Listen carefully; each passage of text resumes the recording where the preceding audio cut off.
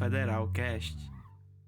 Eu vou ler o Sermão do Monte, que está em Mateus 5, até o versículo que eu vou me aprofundar, que é o versículo 5. Então, se vocês estiverem com Bíblia aí, se não, prestem atenção na leitura. Vou começar. Vendo Jesus as multidões, subiu ao monte, e como se assentasse, aproximaram-se os seus discípulos. E ele passou a ensiná-los, dizendo: Bem-aventurados os humildes de espírito, porque deles é o reino dos céus. Bem-aventurados os que choram, porque serão consolados. E bem-aventurados os mansos, porque herdarão a terra. Inicialmente, eu queria trazer algumas considerações acerca do Sermão do Monte, que vão servir como norte para a gente entender esse versículo: Bem-aventurados os mansos, porque herdarão a terra.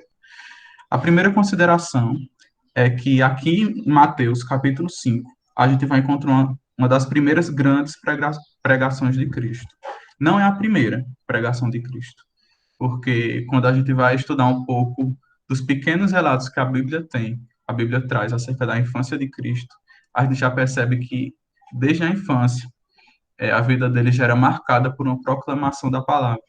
Não sei se vocês já têm em mente, quando a gente vai lá em Lucas 2, José e Maria em direção a Jerusalém, celebrar a festa da Páscoa. E o texto vai dizer que Jesus falava entre os doutores e todos os que o ouviam muito se admiravam da sua inteligência e das suas respostas. Então, desde aquele momento, Cristo, por meio das suas pregações, por meio do que ele falava, ele demonstrava essa graça que só podia vir de Deus. Mas, certamente, o Sermão do Monte, em Mateus 5, é a primeira grande pregação de Jesus registrada. E existem alguns aspectos aqui que vale a pena a gente entender, para entender o geral. O primeiro é logo aqui no início, versículo 1, vendo Jesus as multidões. Então, Jesus, ele, quando começou seu ministério, ele vivia cercado por multidões. E por estar cercado de multidões sempre, em todos os momentos, o texto vai dizer que ele subiu ao monte. Então, isso era uma estratégia um tanto quanto lógica, né? É, a gente não tinha um teatro, a gente não tinha esses artifícios que a gente tem hoje. Então, muitas vezes, para você ser bem ouvido e para você ser bem visto em meio a uma multidão, você tinha que ir para um lugar mais alto. Mas, embora Jesus tenha ido para um lugar mais alto, o texto vai trazer outra informação. Aproximaram-se os seus discípulos. E isso é uma informação extremamente importante para a gente que vai entender as bem-aventuranças. E que Jesus ele está se dirigindo aos seus discípulos. Outro fato também é que muitas pessoas entendem que o Sermão do Monte diz respeito somente a ensinar a ética do reino. E sim, o Sermão do Monte ele ensina a ética do reino. Mas em meio a esse sermão, Jesus ele também tomou algumas iniciativas no sentido de denunciar os fariseus e os pagãos da sua época e toda a hipocrisia religiosa que tinha. Isso a gente vê através de algumas expressões no próprio Sermão do Monte. Então, no versículo 20, se vocês verem, Jesus vai dizer o seguinte: Por isso vos digo que, se a vossa justiça não exceder em muito a dos escribas e fariseus, jamais entrareis no reino dos céus. E a gente percebe um paralelismo também quando Jesus diz: Ouviste o que foi dito, porém vos digo.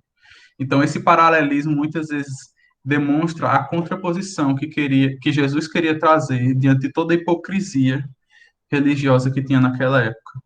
E John Stott ele vai dizer que é como se Jesus estivesse trazendo a base de que existe uma diferença muito grande entre você, de fato, ser discípulo de Cristo, entre você, de fato, passar por esse processo de conversão e de você fingir ser algo que você não é, que era o que acontecia naquele período com a hipocrisia religiosa, com os fariseus e que diversos grupos pagãos que transpareciam uma religiosidade e colocavam sobre as pessoas um jugo muito maior do que aquele que eles podiam carregar. Um outro fato também muito importante é que o Sermão do Monte, dirigido aos discípulos, é uma aula sobre a verdadeira felicidade.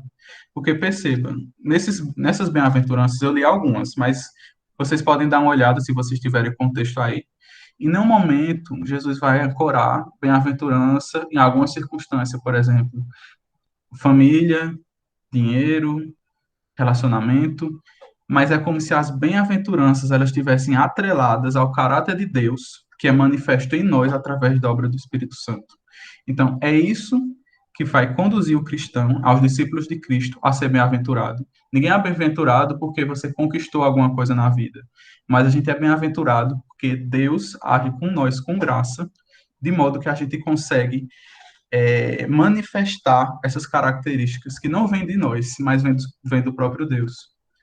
E por eu ter dito que Jesus aproximou-se dos seus discípulos para pregar, fica muito claro do que muito do que a gente encontra no versículo 1 ao 12 dizem respeito àqueles que foram alvo da obra de Cristo. Essa palavra bem-aventurados, que se repete várias vezes, né? Como vocês veem, ela se repete do versículo 3 até o versículo 11, ela vem da palavra grega makarios, que significa feliz.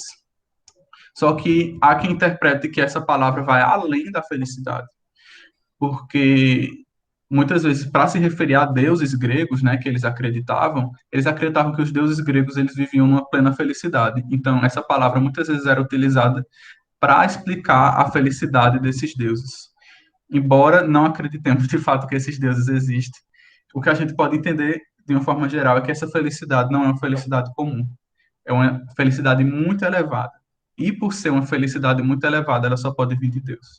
Então, o ensino geral do Sermão do Monte, antes da gente começar a entrar nesse versículo, é que o nosso coração ele só vai encontrar felicidade e descanso quando a gente se encontrar no Senhor, né? Quando a gente estiver no Senhor. E eu queria fazer uma pergunta a vocês, né? Vocês podem olhar para a vida de vocês e dizer que de fato vocês são bem-aventurados a partir dessas características, porque existe muita distorção. Existe muita gente que diz que é feliz e que é bem-aventurado, mas não observa quais são as características para isso. Quantas pessoas vocês já encontraram que dizem, ah, eu sou extremamente feliz, olha a bênção que Deus me deu, eu sou extremamente feliz, olha a família que eu tenho. Mas o que é mais profundo, que pode trazer nossa felicidade mais genuína, é a obra de Cristo em nós e é manifesta o nosso caráter pelo Espírito Santo, de modo que, pela obra do Espírito Santo, nós conseguimos ser mansos, nós conseguimos chorar, nós conseguimos ter fome e sede de justiça, nós conseguimos ser misericordiosos. Mas, de uma forma muito geral, toda essa felicidade, ela só pode vir do Senhor. Agostinho, naquele livro dele, não sei se está no livro de Confissões, posso até confirmar depois, mas ele diz: Senhor, tu nos criaste para ti, e a nossa alma não encontrará descanso até se repousar em ti. E isso é uma coisa que a gente tem que ter em mente, né, quando lê as bem-aventuranças. As bem-aventuranças dizem respeito àqueles que aceitaram a Cristo como seu Senhor e Salvador.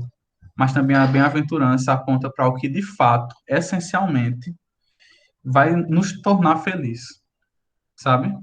E isso é muito importante. E eu queria agora entrar nesse versículo, que é o versículo que a gente vai se aprofundar hoje, que diz: Bem-aventurados os mansos, porque herdarão a terra. E a princípio, eu queria falar primeiro que não é mansidão, porque em todo o processo que a gente tem de construir uma verdade, a gente não pode somente estudar aquilo que aquela coisa é. A gente precisa quebrar aquilo que aquela coisa não é. Não sei com certeza vocês cresceram escutando e aprendendo coisas erradas, mas em todo o processo da gente entender a verdade, a gente precisa derrubar a mentira.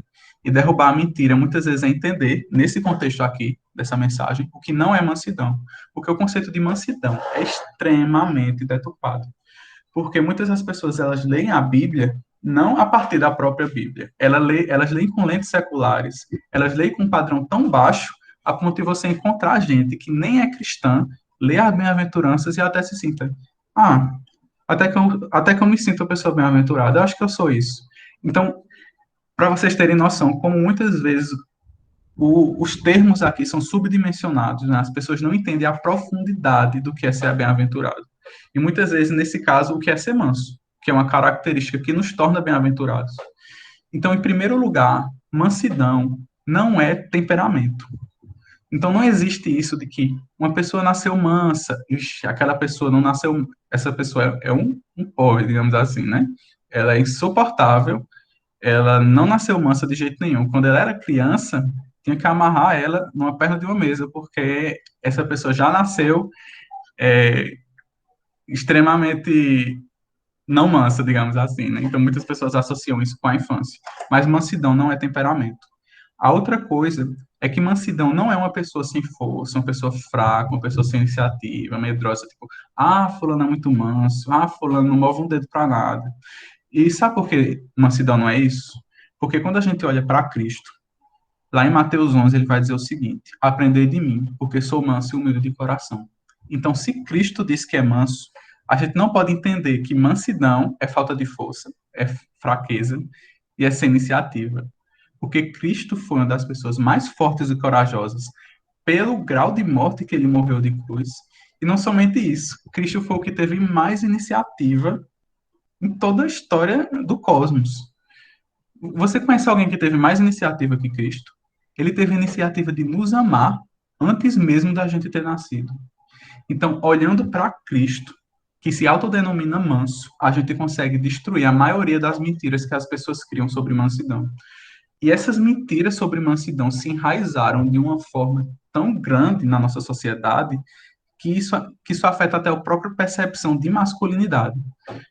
Eu acho que, eu não sei se o Luiz está aqui, mas pessoas que, enfim, estão passando por um processo de criação de filhos, no caso de Luísa, eu sei que é uma menininha, mas no caso de homens, muitas crianças aprendem, né, acabam aprendendo que elas precisam revidar, elas precisam pagar com a mesma moeda, elas precisam demonstrar força de modo violento, e qualquer pessoa que é tida como um pouco de mansa, ela já é associada a características femininas, quando ela deveria ser associada a características cristãs, porque ser manso não é uma característica feminina, é uma característica de todo discípulo de Cristo. Então, nós devemos ser mansos porque Cristo foi manso.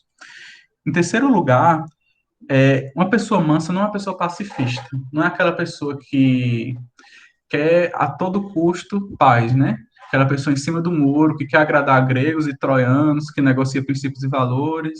Então, tá tudo ótimo, tá tudo muito bonito. Ser manso não é ser pacifista. E olhando para Cristo, a gente percebe isso. Jesus, quando entrou no templo, ele expulsou os cambistas e ele denunciou o pecado na sua época de modo tão veemente que, ainda assim, ele não deixou de ser manso e humilde de coração. Porque ser manso não é negociar princípios e valores. Ser manso não é deixar de defender a verdade.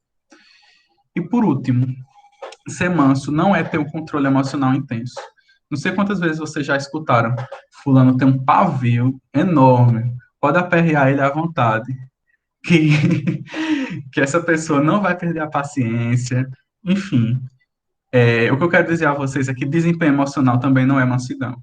Porque pode ter plena certeza. A pessoa pode ter o desempenho emocional que for, a pessoa pode ter o maior pavio do mundo. A partir do momento que o pavio dela explodir, a pessoa vai se revelar que ela de fato não é uma pessoa mansa. Então a mansidão não é algo que a gente constrói, não é algo que a gente desenvolve com nossas próprias forças diante de um desempenho emocional. Mansidão não é nada disso. Então, mansidão não é um temperamento. Mansidão não é uma pessoa fraca, sem iniciativa e medrosa. Mansidão não é uma pessoa politicamente correta, pacifista. E mansidão não é ter controle emocional intenso. Agora, entendendo o que não é, a gente precisa entender agora o que é. E eu acho interessante, porque para falar o que não é, parece que a pessoa precisa dar muito mais esforço e muitos mais argumentos, porque a Bíblia apresenta o que é mansidão de uma forma tão simples, mas tão simples, vocês vão ver. Primeiro, mansidão é uma graça. Então, mansidão não é algo que vem de nós, é uma graça dada por Deus àqueles que são seus. E eu embaso isso em Gálatas, capítulo 5, versículo 22 a 23, que diz: Mas o fruto do Espírito é amor, gozo, paz, longanimidade, benignidade, bondade, fé, mansidão e temperança. Então, a mansidão é um fruto do Espírito, é uma graça. A gente não consegue fabricar a mansidão. A gente pode pensar que fabrica, a gente pode criar uma casca em que a gente acha que a gente é manso. Mas somente Jesus, ele transforma a gente de dentro para fora, e ele pode fazer a gente genuinamente manso, como ele era manso. Tem uma definição de Hernandes Dias Lopes que disse, eu achei incrível essa definição. Ser manso é ser submisso à vontade de Deus, a ponto de não murmurar e nem se rebelar contra ele e nem contra o seu próximo. Essa definição de Hernandes Dias Lopes eu achei sensacional. Por quê? Você já pensou que você consegue, pelas suas próprias forças, ser submisso à vontade de Deus, a ponto de não murmurar e nem se rebelar contra Deus e nem contra o seu próximo? Você acha que pelas suas próprias forças você consegue ser manso a esse ponto? Certamente não. Certamente você sabe, no fundo, que você só consegue ser submisso a Deus, não reclamar e não se rebelar contra Deus e seu próximo por causa da graça de Deus. Então a mansidão não é, gente, uma virtude, não é um temperamento, mas é uma graça. Eu queria trazer aqui para vocês dois exemplos de mansidão, que são os principais exemplos de mansidão na Escritura. O primeiro é Moisés. Por que eu quero falar de Moisés? Porque a palavra manso, ela aparece pela primeira vez na Bíblia em Números, se referindo a Moisés. Então, Moisés, ele é tido como o homem mais manso da terra. Se você for lá em Números 12:3, vai dizer: E era o homem Moisés muito manso, mais do que todos os homens que havia sobre a terra. Então, Moisés certamente era muito manso. E para mostrar o texto bíblico, para mostrar a mansidão de Moisés, ele cita uma narrativa. E olha a narrativa. Eu vou tentar narrar aqui para vocês. A situação é o seguinte: Arão e Miriam, eles falam contra Moisés porque ele tomou uma mulher estrangeira. Então, tudo bem. A gente sabe que existia toda uma lei naquele período que indicava que não era correto o povo de Israel estar se associando a mulheres de outras nações. No caso, era uma mulher cuxita. E eles questionaram da seguinte forma: porventura, tem falado o Senhor somente por Moisés?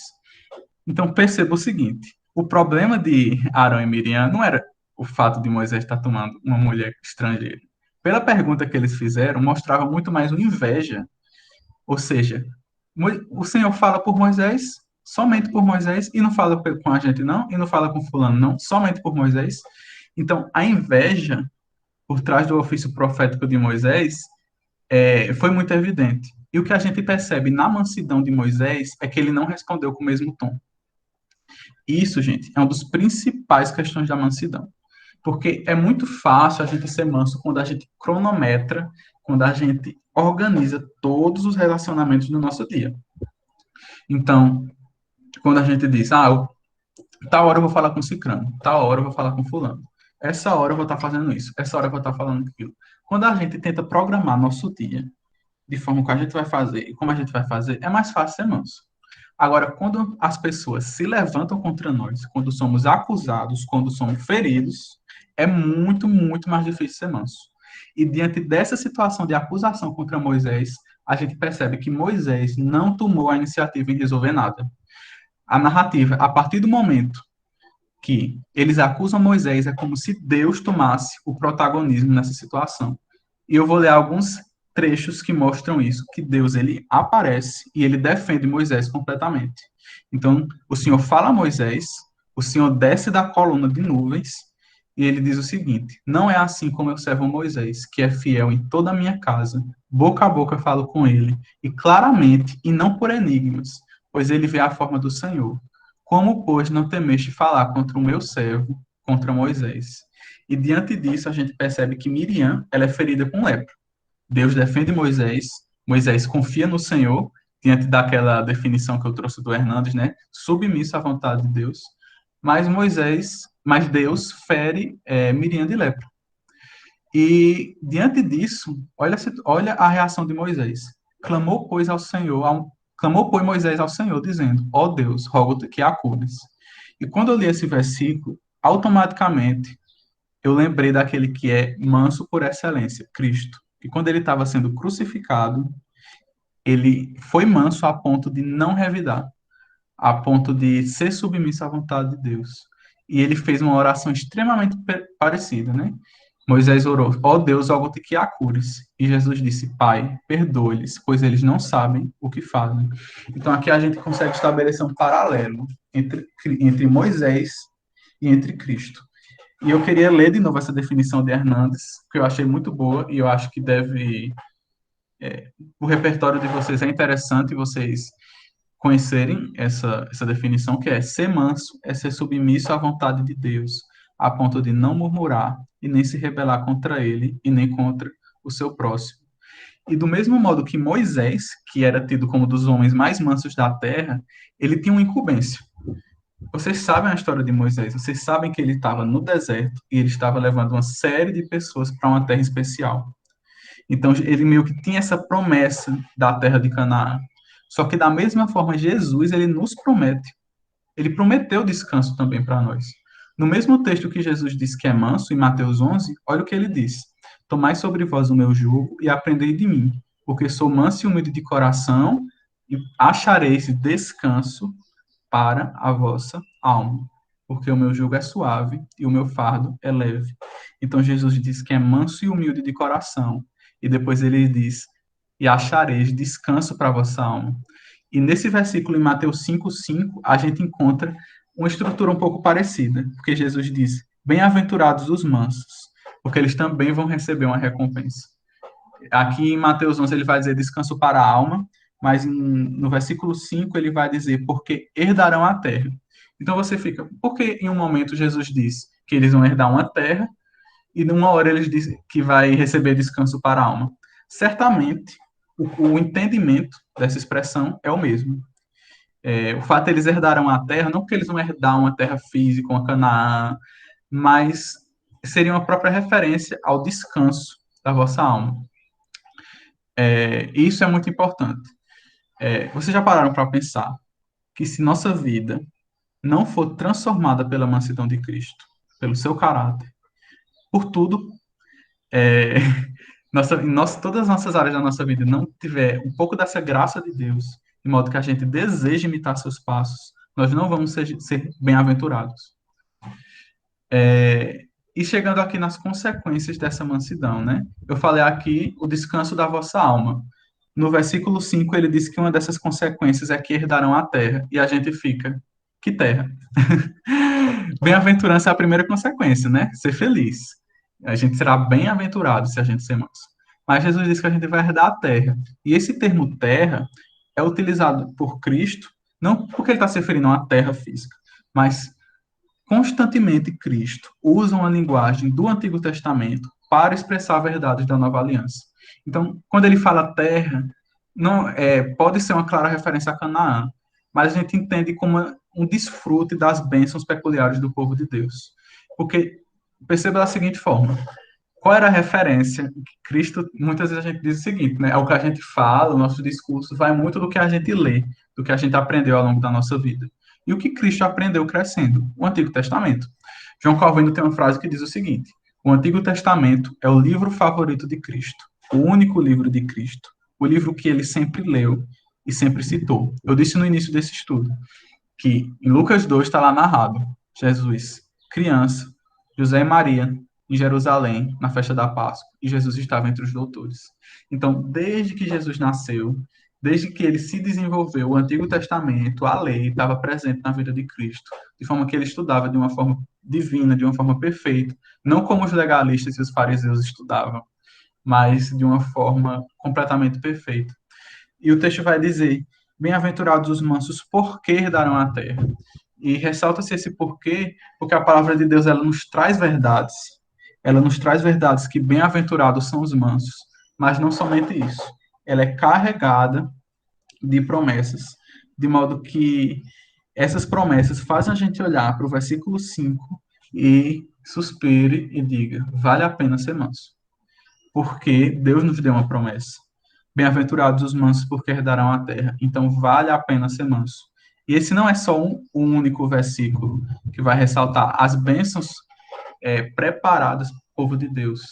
A gente encontra vários outros. E eu vou ler 3 deles aqui. Eu queria que vocês prestassem atenção nessas leituras e tentassem enxergar o fato de que Deus tem preparado uma bênção superior para nós. Efésios 1:3. Bendito Deus e Pai de nosso Senhor Jesus Cristo, que nos tem abençoado com toda sorte de bênção espiritual nas regiões celestiais em Cristo. Essa é uma promessa. Deus tem nos abençoado com toda sorte de bênçãos espirituais nas regiões celestiais em Cristo. Romanos 8. Ora, se somos filhos, somos também herdeiros, herdeiros de Deus e co-herdeiros com Cristo. Se com ele sofremos, também com ele seremos glorificados. Porque para mim tenho por certo que os sofrimentos do tempo presente não podem ser comparados com a glória que há de ser revelada em nós. A ardente expectativa da criação aguarda a revelação dos filhos de Deus.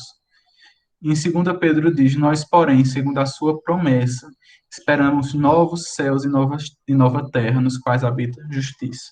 Então, por mais que esse texto não seja um texto normalmente como a gente conhece como texto escatológico, como a gente vê, por exemplo, no livro de Daniel ou no livro de Apocalipse, ele tem pequenos traços que apontam para o porvir. E a gente vê isso em cada bem-aventurança. Porque deles é o reino dos céus, porque eles serão consolados, porque herdarão a terra, porque serão fartos. Isso não é cumprido hoje. Isso não é cumprido hoje. A gente pode desfrutar isso parcialmente por a gente ainda estar nessa terra, mas isso certamente será completamente consumado com a volta de Cristo, de modo que nós seremos fartos, nós alcançaremos misericórdia, nós veremos a Deus, nós seremos chamados filhos de Deus, e, enfim, tudo isso. E eu queria encerrar trazendo algumas reflexões, trazendo alguns desafios, trazendo algumas reflexões. Vocês vão perceber que um pouco mais curto essa mensagem que eu queria trazer para vocês, mas o que eu mais estou preocupado não é com o tempo, né? Mas ensinar essas questões de que a mansidão é uma graça, não é algo que vem de nós, não é algo que pode ser desenvolvido. E que essa graça, essa mansidão é um caráter de Deus que é manifesto em nós através da obra do Espírito Santo. E eu queria trazer as seguintes reflexões. É muito triste, extremamente triste, o fato de a gente, como igreja, encontrar pessoas na igreja que não olham as bem-aventuranças como sentido de felicidade. Então, eu quero que vocês pensem da seguinte forma: quantas pessoas vocês conhecem que vivem uma corrida desenfreada? Parece que a pessoa olha e diz: meu Deus, essa pessoa vive uma corrida tão grande que parece que ela vai morrer daqui a uma semana e que ela precisa terminar isso essa semana. Porque as pessoas constroem a vida em busca de relacionamentos, em busca de beleza, em busca de realização profissional, em busca de ter uma boa família. Essas coisas são boas, não desprezo isso. Mas elas acabam perdendo, e eu já quero referenciar também o primeiro estudo que foi dado por Luiz, elas acabam perdendo o único projeto de vida que vale a pena ser vivido, que é seguir a Cristo. Então, a partir do momento que a gente é sufocado por aquilo que o mundo nos mostra como felicidade, a gente deve olhar aqui para as bem-aventuranças, porque é nas bem-aventuranças que a gente encontra onde nós, como discípulos, porque eram os discípulos que Cristo estava falando, onde a gente vai encontrar a nossa verdadeira felicidade, gente. Será que é nessas coisas passageiras? Será que é numa família? Será que é em um carro que pode se acabar, pode se quebrar? Uma família que não é eterna? Claro que não. A gente só vai encontrar nossa verdadeira felicidade em Cristo. E meu pastor, ele constantemente diz a frase: seguir a Jesus é o mais fascinante projeto de vida. Porque seguir a Jesus é onde a gente vai encontrar a felicidade de uma forma que o mundo não vai conseguir explicar. Porque, citando aqui uma bem-aventurança: bem-aventurados perseguidos por causa da justiça, porque deles é o reino dos céus. O mundo não entende isso. Mas essa felicidade a gente sente porque a gente é cristão e que a gente tem um Espírito Santo habitando dentro de nós. Então a gente consegue desfrutar dessa felicidade manifestando esse caráter de Deus através da obra do Espírito Santo. E outra coisa que eu quero provocar vocês é que vocês possam orar para que Deus lhe conceda um espírito manso. Eu estou focando na mansidão porque é o versículo, mas orem todas as bem-aventuranças. Orem para que vocês tenham fome e sede da justiça, que vocês sejam misericordiosos, que vocês sejam limpos de coração. Em primeiro lugar, porque sendo características do caráter de Deus, a gente percebe isso em Cristo. E nosso objetivo na carreira cristã é ser mais parecido com Cristo. Como eu li, aprendei de mim, Cristo disse, porque sou manso e humilde de coração. Então a gente tem que orar para ser mais parecido com Cristo e para que essas características das bem-aventuranças que não vão se manifestar em nós do dia para a noite. Você não vai dormir, você vai acordar manso. Isso é um processo que vai desde o início da nossa conversão até o dia que Cristo voltará, o que a gente morrer e estar com Cristo, é um processo constante. Mas a gente deve sempre olhar para Cristo, porque Cristo é o principal modelo. Eu citei Moisés, mas a partir do momento que eu citei Moisés, percebam que eu já fui para Cristo, porque Cristo é o principal modelo. Aprendei de mim, ele disse. Aprendei de mim, foquem nisso, aprendei de mim, porque sou manso e humilde de coração. Em segundo lugar, e último lugar, para encerrar, eu não sei se vocês sentem a mesma sensação que eu sinto às vezes em olhar as bem-aventuranças e ter aquela sensação, estou muito distante disso. Ou, meu Deus, eu preciso ser manso. E muitas vezes a gente teme, né? A gente olha esse texto e teme, Deus, como eu estou distante. Mas a gente não deve temer. Sabe por quê? Porque Deus prometeu estar conosco. Lá em Mateus, se eu não me engano, Mateus 28, Deus vai dizer isso. Eis que estou convosco todos os dias até a consumação do século. E quando Cristo está conosco, através do Espírito Santo em nós, tenha certeza que você pode passar por um momento difícil, você pode passar por uma recaída, mas você vai estar caminhando. A vida cristã é sempre, sempre um caminho progressivo. A gente pode, em alguns momentos, dar passos de formiga, mas em alguns momentos Deus nos mostra coisas através da leitura da palavra e da vida na igreja e que a gente consegue avançar. Mas a gente sempre tem que estar orando. Senhor, me ajuda a ser mais parecido contigo. Senhor, me ajuda a ser mais manso, porque eu não consigo pelas minhas próprias forças. Mas o Senhor prometeu que está conosco. Mas, por último, e eu queria encerrar com esse salmo, Salmo 25, 8 a 9, Jesus prometeu que ele iria nos guiar e ensinar o caminho. No Salmo 25, 8 a 9, diz o seguinte: Bom e reto é o Senhor, por isso aponta o caminho aos pecadores, guia os humildes na justiça e ensina aos mansos o seu caminho. Então Deus nos guia, Deus nos ensina, Deus ensina o seu caminho. Tem outro versículo também que eu me lembrei à mente, muito parecido, que é: O homem que teme ao Senhor, ele instruirá no caminho que deve escolher. E a ideia é um pouco semelhante. A gente não deve temer. Quando a gente olha para essas características, para a mansidão, e dizer, ai meu Deus, não sou manso. Você pode não ser manso agora, mas por você ser cristão e por você buscar ser mais parecido com Cristo, você está nesse processo de mansidão. E nesse processo de mansidão, você deve olhar para Cristo, você deve olhar para a palavra de Deus, entendendo que você não pode pelas suas próprias forças, entendendo que é Deus quem vai efetuar a mansidão em você. Como eu disse, não é um temperamento, não é, você não vai fazer terapia para ser manso, porque eu preciso desenvolver uma habilidade para ser manso. A mansidão é algo que vem somente de Deus. Somente de Deus. Não é fabricada. Nenhuma das bem-aventuranças são fabricadas. Aqueles que tentam fabricar são os famosos falsos religiosos, que eles conseguem criar toda uma casca, mas por dentro eles de fato não apresentam essas características, porque quando Jesus ele transforma a gente de dentro para fora. E quando a gente tenta seguir essas características, muitas vezes o movimento que a gente faz é o contrário, é de fora para dentro. Então, minha oração nesse momento é que o Senhor nos ensine a ser de fato manso, porque Cristo é manso, e sendo Cristo manso, a gente não tem outra opção. A gente tem que ser semelhante a Cristo. Amém? E eu vou estar orando nesse momento.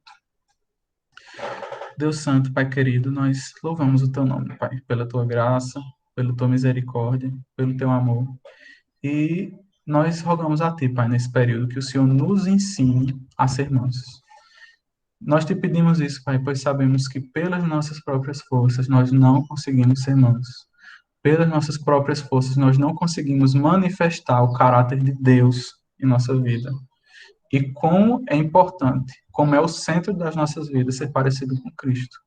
E quantas muitas e muitas vezes nós caímos, nós fraquejamos, nós andamos devagar diante das características que a gente vê aqui, que devem ser peculiares a todo crente, mas ao mesmo tempo nos consolamos em saber que não estamos sozinhos, que tu estás conosco.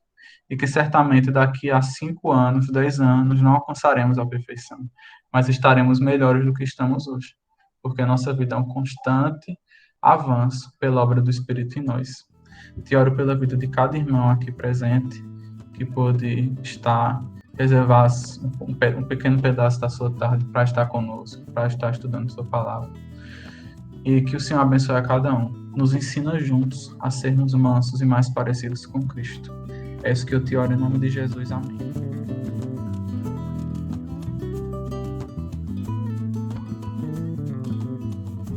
Cada membro, um missionário. Cada vida, uma missão.